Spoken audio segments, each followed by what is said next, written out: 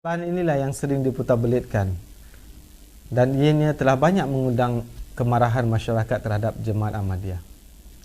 Sebelum saya menjawab soalan saudara, saudara perlu faham keyakinan kami Nabi Muhammad sallallahu alaihi wasallam itu adalah merupakan khataman nabiyyin, nabi terakhir dan nabi penutup, pembawa syariat yang paling sempurna.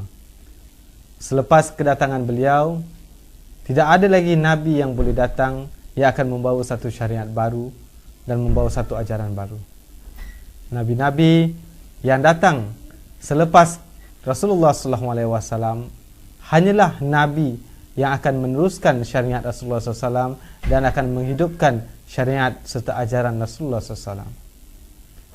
Seperti mana Allah Subhanahu Wa Taala berfirman di dalam Al-Quran yang memisalkan Rasulullah SAW itu seperti mana Allah Subhanahu Wa Taala telah mengutus Rasul dan Nabi kepada Fir'aun.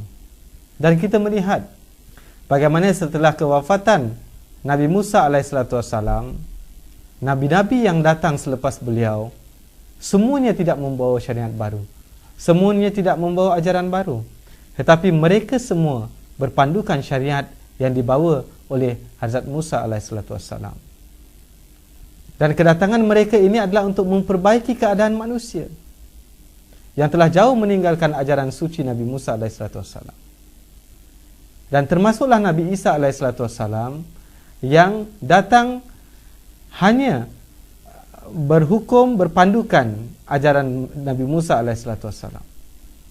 Kalau kita melihat keadaan umat Islam di zaman sekarang ini, apakah mereka tidak parah keadaannya? Kalau kita fikirkan, mereka adalah lebih parah daripada keadaan sebelum Islam. Mereka mengatakan mereka Islam, tetapi pengamalan mereka menghina ajaran Islam sendiri.